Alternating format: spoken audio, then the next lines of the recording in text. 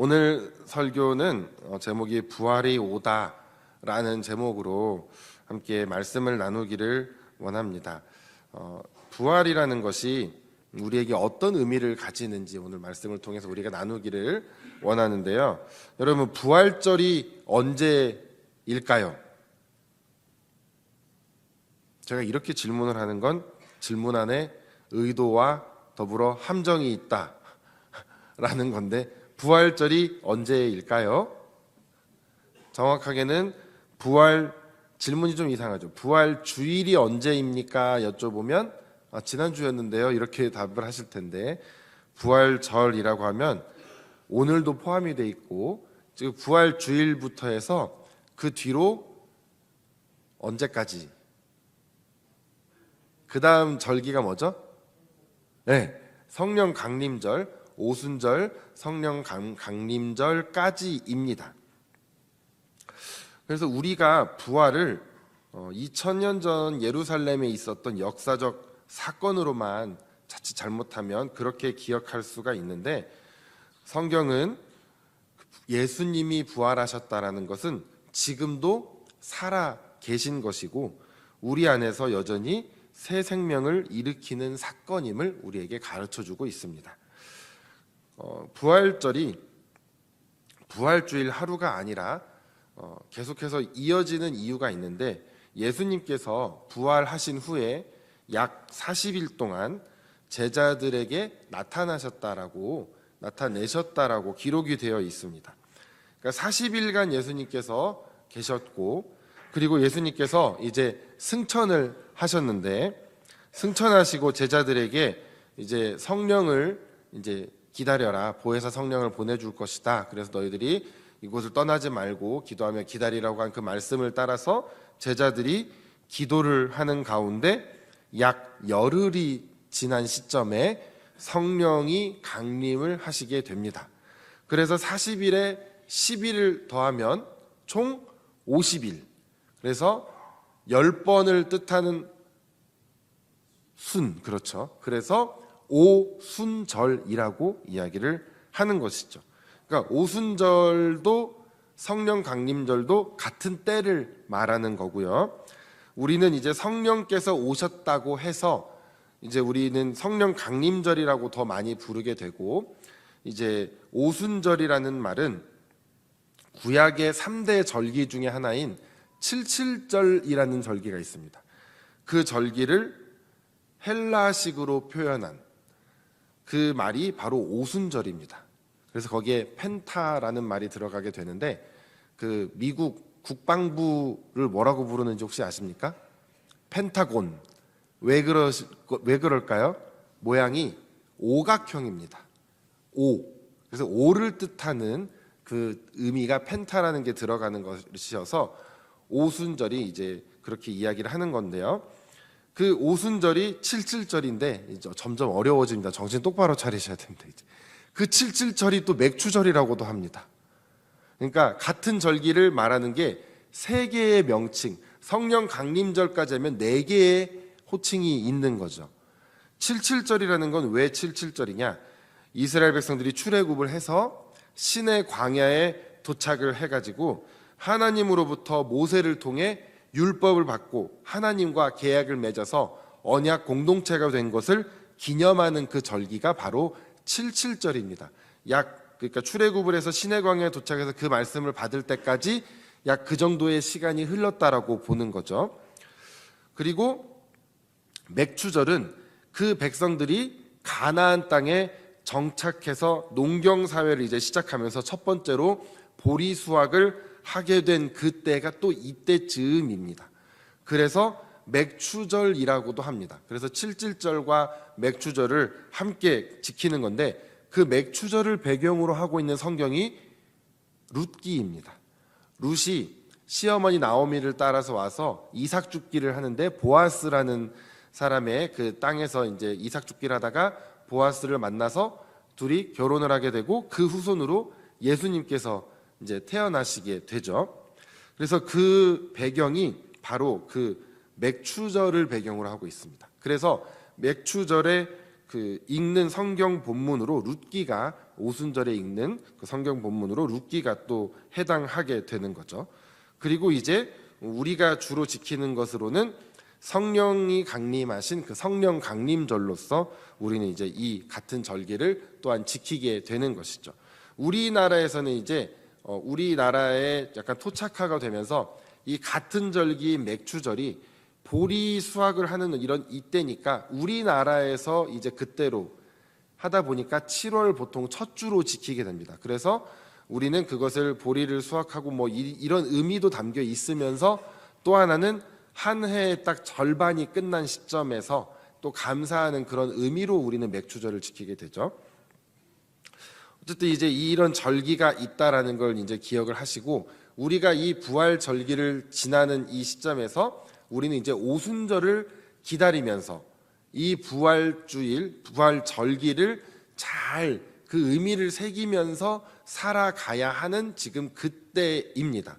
그래서 우리가 그 예수님의 행적을 따라서 보자면 부활 주일부터 약 40일, 그러면 7로 나누면 한 6주 정도는 예수님께서 이 땅에서 계셨던 것을 우리가 기억하면서 지나면 되고, 그 마지막 이제 오순절 성령 강림절로 역으로 한 열흘 정도는 우리가 이제 성령이 이제 오시겠구나 하면서 기도를 하면서 성령이 우리 안에 오셨기 때문에 더욱더 그 성령 충만함을 우리는 기다리면서 간구하면서 그렇게 기도하면 되겠죠. 그러니까 성령 강림절부터 그 앞으로 열흘 정도는 또 특별 새벽 기도를 한번 해보는 것도 괜찮겠다는 생각이 갑자기 불쑥 올라오는데, 저녁 기도 정도는 한번 해보는 게 괜찮을 것 같습니다. 제가 요번에 한번 해볼까 합니다. 저녁에. 그래서 지금 생각난 김에 시간 되시는 분들은 오세요. 제가 막 강제로 오라고는 안 할 텐데 저는 봐서 하려고 지금 마음을 좀 갖고 있습니다. 그래서 저녁에 함께 기도하면서 오순절을 기다려보자고요. 성령 강림절을, 그리고 우리에게 성령님께서 어떻게 역사하시는지 우리가 간절한 마음을 가지고 기도하는 시간들이 되었으면 좋겠습니다. 오늘 이제 우리가 읽은 본문에서 19절에 보니까 안식 후 첫날 저녁 때 제자들이 유대인들을 두려워하여 모인 곳의 문들을 닫았더니 라고 지금 기록이 되어 있죠. 그러니까 제자들이 지금 유대인들을 두려워하고 있다. 로마인이 아니고 유대인들을 두려워하고 있습니다. 왜죠? 지금 예수님을 십자가에 못 박게 한 장본인들이 유대인이죠. 그러니까 유대인들의 그 분노가 아직도 완전히 가시지를 않은 모양입니다. 그게 이제 예수님과 함께 있던 제자들마저도 이제 해하려고 하는 아마 그런 이제 움직임들이 있었겠죠.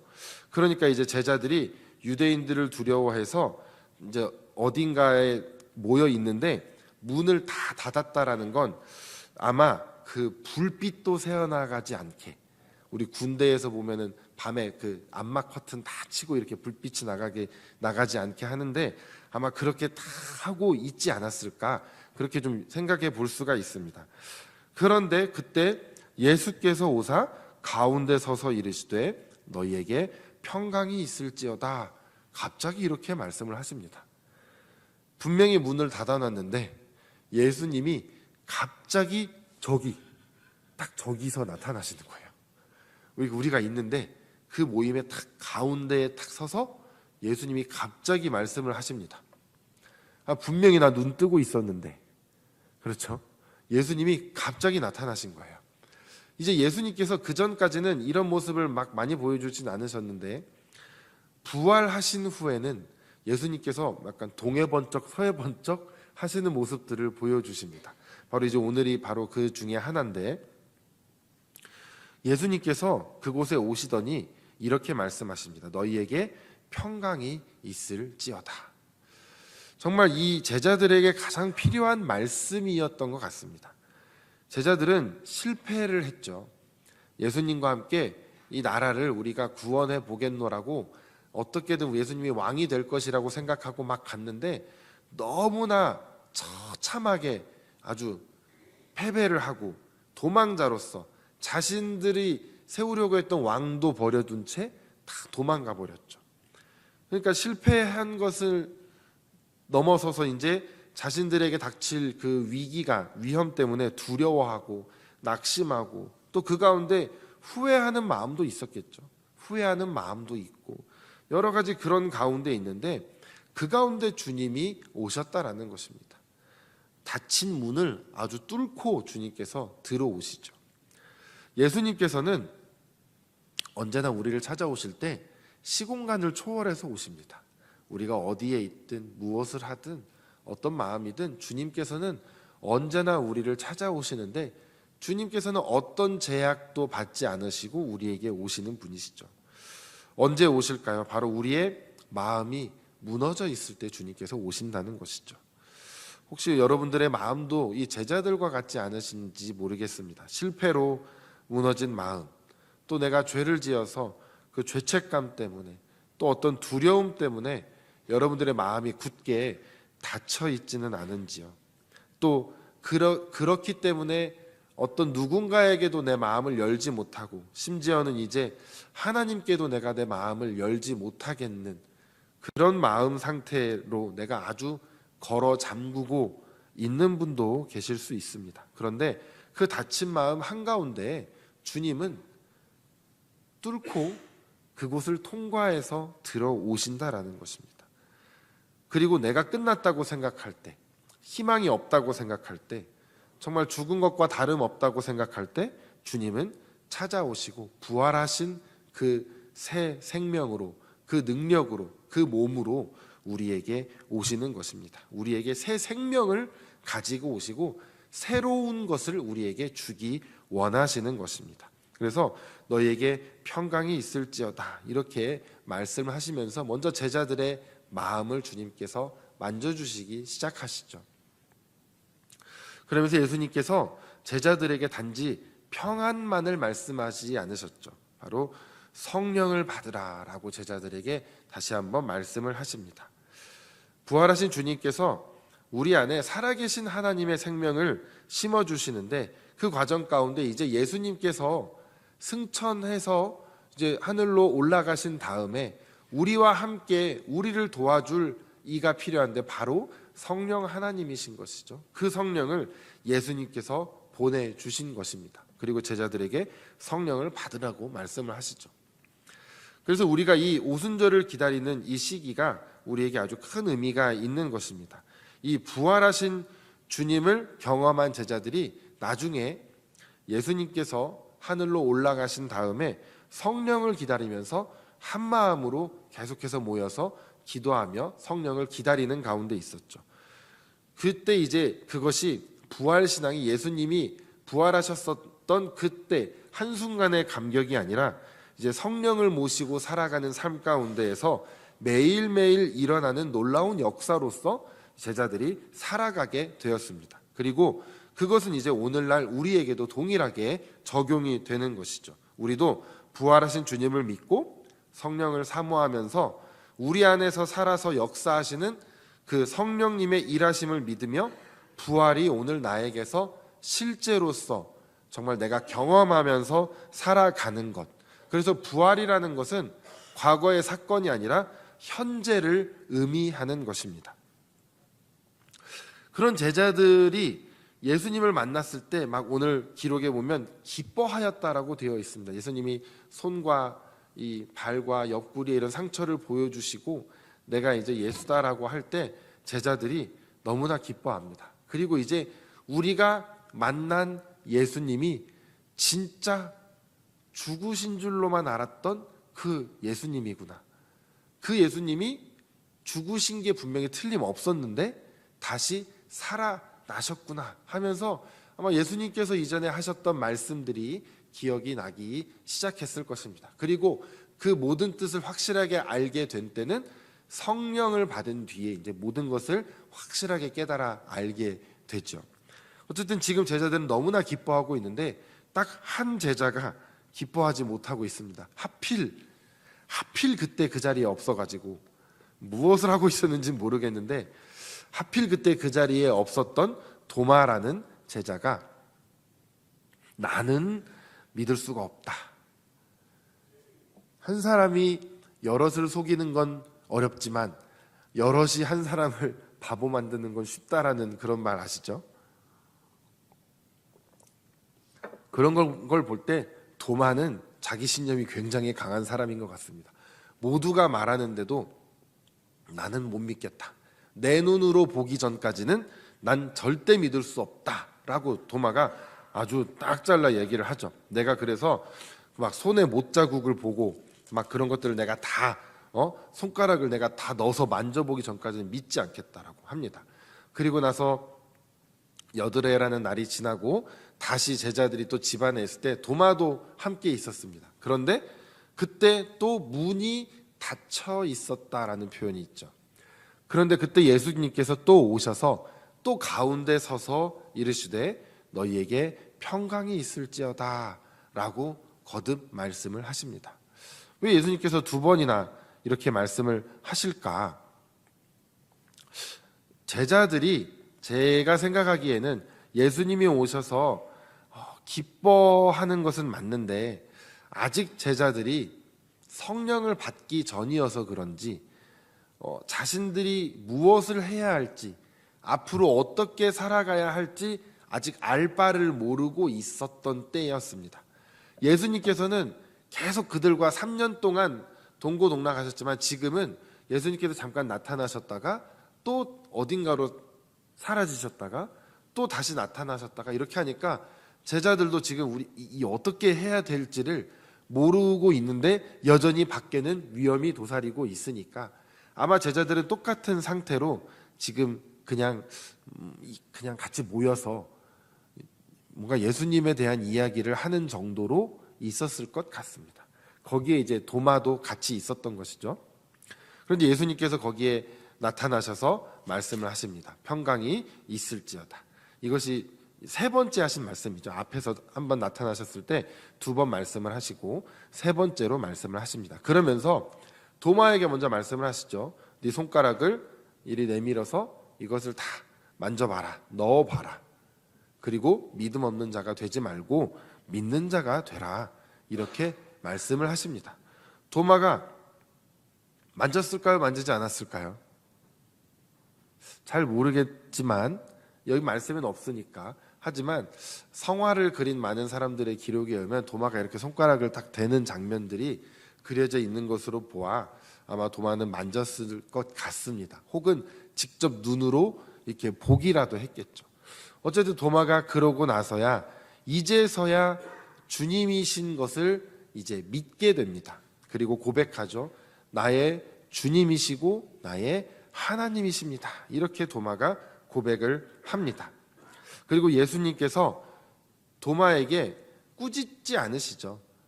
그 전에 도마에게 처음부터 뭐라고 하지 않으시고 와서 만져봐 이렇게 해주시는 것이 도마를 사랑하기 때문이시죠. 도마에게 믿음을 주기 위함이십니다. 그리고 나서 이제 이 말을 하나 덧붙이시죠.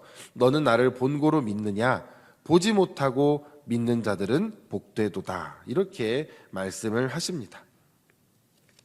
이것이 이제 우리에게 그 은혜가 되는 말씀이 되는 것이죠. 보지 못하고 믿는 자들은 복되다. 바로 보지 못하고 예수님을 믿는 분들이 지금 여기 앉아 계신 여러분들 아니겠습니까? 그러니까 여러분들은 참 복된 자들임을 깨달아 아시기를 바라겠습니다. 그런데 이제 우리의 믿음이 거기에서 멈춰서는 안 되겠죠. 그것은 우리 믿음의 이제 출발점이 되어야 됩니다. 보지 못하는 주님을 믿었다면 이제 보이지 않는 주님을 믿었다면 보이지 않는 주님의 능력도 우리는 믿어야 하는 것이죠.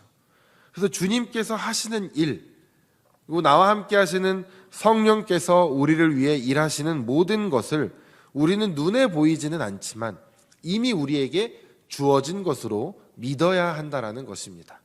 그리고 그 믿음이 아주 값지고 복된 것이라고 주님께서는 말씀하십니다. 그리고 또한 베드로전서 1장 8절에 보니까 이렇게 베드로가 이야기를 합니다.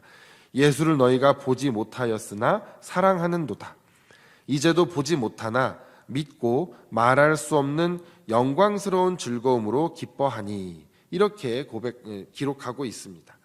그러니까 여러분들께서도 믿음이 없던 자리에서 믿는 자리로 우리를 이렇게 나아오게 하신 그 주님의 은혜에 감사하면서 내가 그냥 나를 구원하신 주님을 믿는 것에서 끝나는 것이 아니라 이제 또 나를 그 주님의 길로 이끌어 가실 그 주님의 능력, 성령님의 인도하심을 우리가 또한 믿는 것이 우리에게 요구되는 믿음이라는 것입니다.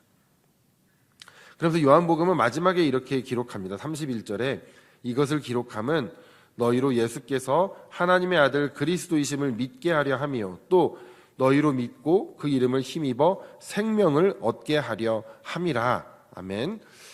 결국 이것은 두 가지입니다. 믿게 하려고, 그리고 그 믿음으로 말미암아서 생명을 얻게 해 주시려고 우리에게 오늘 이 말씀을 주시는 것입니다. 그래서 부활신앙이라는 것은 끝이 아니라 새로운 시작을 우리에게 의미합니다.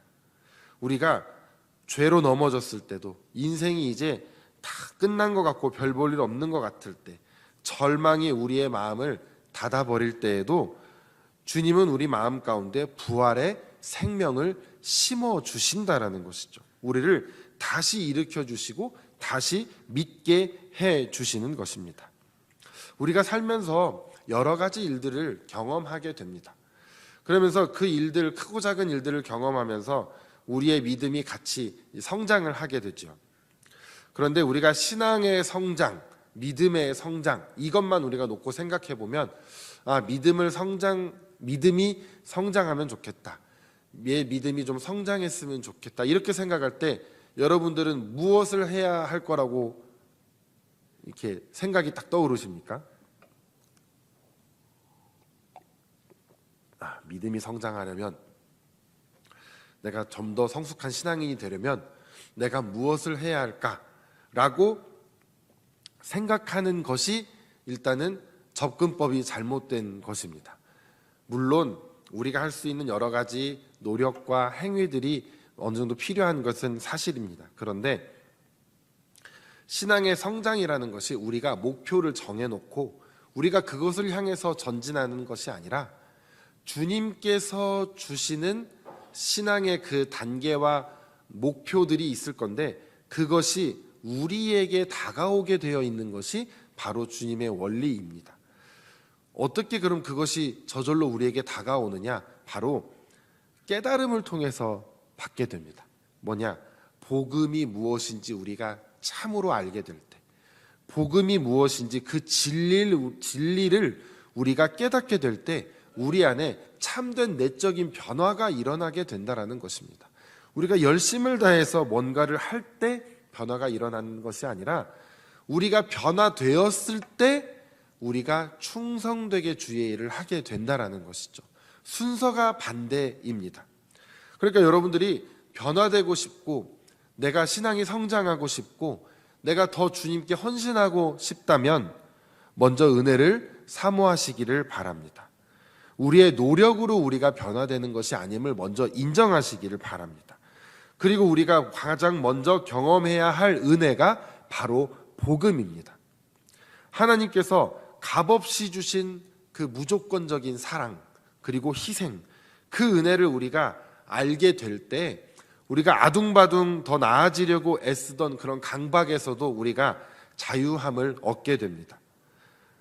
그래서 우리의 신앙 성장의 열쇠는 우리의 행동을 개선하는 것이 아니라 우리의 믿음을 개선하는 것이 먼저가 되어야 합니다. 그래서 예수님께서 완성하신 그 일을 우리가 완전하게 믿기 시작할 때 우리 신앙이 자연스럽게 성장하게 된다는 것이죠. 그 복음이라는 것은 그 안에 여러 가지 요소들이 있는데요. 말하자면 하나님의 그 구원의 이야기, 복음의 그 스토리 안에는 창조부터 시작해서 인간의 타락, 여러 가지 일들이 있습니다. 그런 그 가운데 우리가 지금 부활에 대한 이야기를 나누고 있는 중이죠. 그리고 그 절기를 지나고 있는데, 오늘 예수님께서 그 부활로서 제자들을 찾아가셔서 하신 말씀 중에 중요한 것이 바로 평안하라는 세 번의 말씀이 있습니다. 너희에게 평강이 있을지어다. 이렇게 3번이나 말씀을 하시는데, 우리가 누구나 평안한 삶을 살기를 원하죠. 편안한 삶 말고 내가 영적으로, 신앙적으로, 또 내적으로 평안함을 가지고 사는 삶, 평강을 누리는 삶을 누구나 살고 싶은 것이 우리의 마음입니다. 그런데 내가 평안하기 위해 애쓸수록 내 마음을 자꾸 뒤지게 됩니다. 내 평안해야지, 이걸 어떻게 해야지. 그러면 그럴수록 평안은 자꾸 더 멀리 달아나는 것 같습니다. 우리가 평안하려면 어떻게 해야 되냐? 오히려 반대로 평강에 관한 우리 예수 그리스도의 약속을 우리가 바라볼수록 평강은 우리에게 훨씬 더 가깝게 그리고 넘쳐나게 될 것입니다. 우리가 노력해야 하는 것은 맞는데 무엇을 그럼 노력해야 하는가? 바로 우리가 하던 노력에서 손을 떼는 노력을 해야 됩니다. 그리스도께서 우리를 위해 완성하신 구원 사역을 먼저 깊이 경험하고 그 안에서 쉼을 얻고 자유함을 얻는 것, 기쁨을 누리는 것이 먼저가 되어야 됩니다. 그것이 되지 않고 우리가 열심을 다해서 무언가를 할 때는 그것이 그냥 나의 공로와 행위가 될 수밖에 없습니다. 그것을 잃어버린 상태에서 우리가 사역을 하면 시험이 들기도 하고 지치기도 합니다. 내가 먼저 그 부활신앙이 없이, 그 그리스도의 복음이 없이 내가 무언가를 열심히 하고 싶어도 사실은 내 안에서 샘솟는 기쁨이 없어서 일하고 있다는 걸 내가 누구보다 사실은 잘 알고 있습니다. 의무감과 책임감과 관계와 주변의 시선 때문에 우리가 어쩔 수 없이 하고 있는 경우들도 참 많습니다. 그렇기 때문에 우리가 가장 먼저 해야 될 것이 뭐냐면 우리가 얼마나 그리스도의 그 은혜를 깊이 경험하고 있는가. 오늘날 부활이라는 것은 나에게 어떤 의미가 있는가. 나는 오늘도 예수님의 부활을 경험하면서 살아가고 있는가. 우리는 이것을 가장 먼저 점검해야 합니다. 마틴 루터가 이런 말을 했다고 합니다.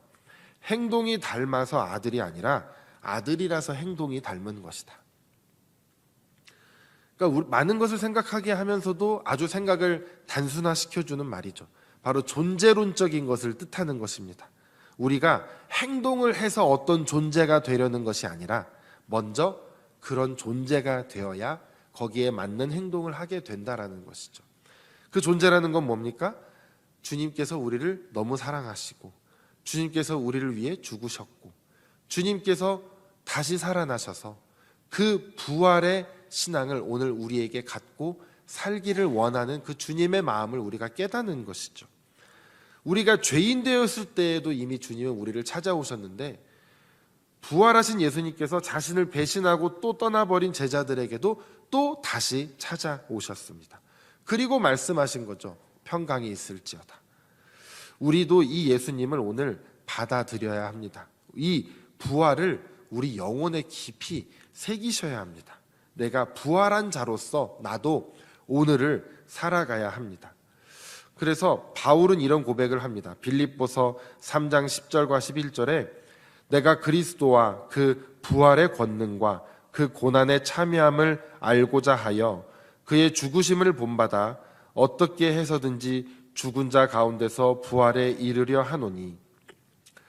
부활의 권능을 받기를 원하는데 그 부활의 권능을 누리기 전에 바울 사도가 이야기하는 것은 뭐냐면 그 고난에 참여하고 그의 죽으심을 본받고 어떻게 해서든지 죽은 자 가운데서 부활에 이르려고 한다. 즉 우리가 부활신앙을 확실하게 믿고 경험하려면 먼저 전제되어야 되는 것이 뭐냐면 죽은 상태가 되어야 되는 것이죠. 죽지 않은 사람이 어떻게 다시 살아날 수가 있겠습니까? 죽음을 경험해야 우리는 부활도 경험할 수 있게 되는 것입니다. 십자가라는 것이 무엇을 뜻합니까? 예수님께서 우리를 위해 죽으신 바로 그 방법, 예수님께서 돌아가신 곳, 이렇게 생각할 수 있겠지만 십자가라는 것은 예수님의 죽음과 부활을 함께 상징하고 있습니다. 그리고 예수님의 죽음과 부활만을 상징하는 것이 아니라 예수님의 죽음과 함께 나도 거기서 죽었다라는 걸 우리가 기억해야 됩니다. 십자가를 볼 때 우리는 예수님 감사합니다, 슬프고 이런 것만 생각하는 게 아니라 저 십자가가 내가 죽어야 하는 곳이구나, 내가 지금 죽었어야 하는 곳이구나, 내 죽음이 함께 이루어진 곳이구나, 우리는 그 십자가를 그렇게 바라보아야 합니다. 그리고 주님과 함께 내가 죽고 주님과 다시 부활하는 것, 그것이 우리가 알아야 할 부활 신앙입니다. 아까 노력에 대한 말씀 잠깐 드렸는데, 노력이 힘든 이유가 왜입니까? 바로 내 힘이 들어가서 그런 것이죠. 우리가 힘을 빼야 됩니다. 그런데 힘을 빼기 위해서 제일 좋은 방법은 시체가 되면 됩니다. 죽으면 힘이 들어갈 수가 없습니다. 나의 자아, 노력, 나의 의지, 혈기, 막 우리 이런 거 내려놓아야 됩니다. 막 열심히 얘기하고 저도 여러 번 얘기하지만 내려놓으려고 하는데 안 내려놓아지잖아요. 그게 왜 그러냐면 안 죽어서 그렇습니다. 죽으면 내려놓을 것도 없습니다. 그러니까 우리 내려놓으려고 애쓰는 게 아니라 그냥 죽으면 됩니다. 여러분, 죽으십시오. 저랑 같이, 우리 다 같이 단체로 죽음을 맞이합시다. 그래서 내가 죽음을 기억해야 되고 죽음을 경험해야 부활을 경험하게 됩니다. 그래서 바울이 또 이렇게 고백합니다. 예수의 죽음을 몸에 짊어짐은 예수의 생명이 또한 우리 몸에 나타나게 하려 함이라. 우리 살아있는 자가 항상 예수를 위하여 죽음에 넘겨짐은 예수의 생명이 또한 우리 죽을 육체에 나타나게 하려 함이라. 즉 살아있는 우리가 부활을 경험하려면 결국 항상 우리는 죽음에 들어가야 한다라는 것이죠. 우리가 아무것도 모를 때 예수님께서 우리를 위해 죽으셨죠. 이제 우리는 아는 자들이 되었습니다. 믿음을 갖게 되었죠. 이제는 우리가 함께 주님과 함께 죽음으로 같이 걸어 들어가야 됩니다. 알아서 해주시겠지 이렇게 생각할 수도 있겠지만, 깨달음이 오시는 분들은 함께 걸어 들어가는 최소한의 그 노력, 그것까지는 같이 우리가 해봐야 합니다. 주님, 저는 죽었습니다. 노력을 하는 게 아니라 인정하고 믿는 거죠. 뭐 어떤 노력을 할 수 있겠습니까? 그냥 아무 노력도 하지 않는 것, 하지만 확실하게 믿는 것, 나의 죽음을 인정하는 것, 그것이 우리에게 먼저 요구되는 부활신앙의 전제 조건입니다.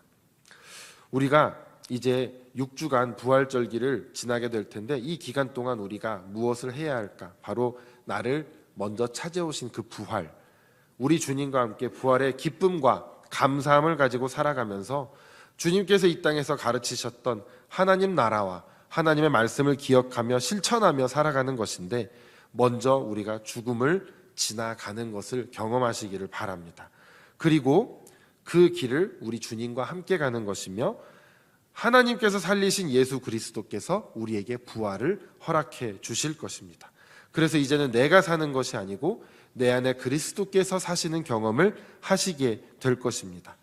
그러면서 또한 아직 이 제자들과 같이 두려움과 죄책감과 후회와 여러 가지 부정적인 마음에 사로잡혀서 아무것도 혹시 하지 못하고 있는 분이 계시다면, 여러분 마음에 이미 들어와 계신 예수님을 찾아서 만나시면 좋겠습니다. 분명히 예수님은 여러분들 마음에 이미 들어와 계십니다. 그리고 말씀하고 계십니다. 평강이 있을지어다.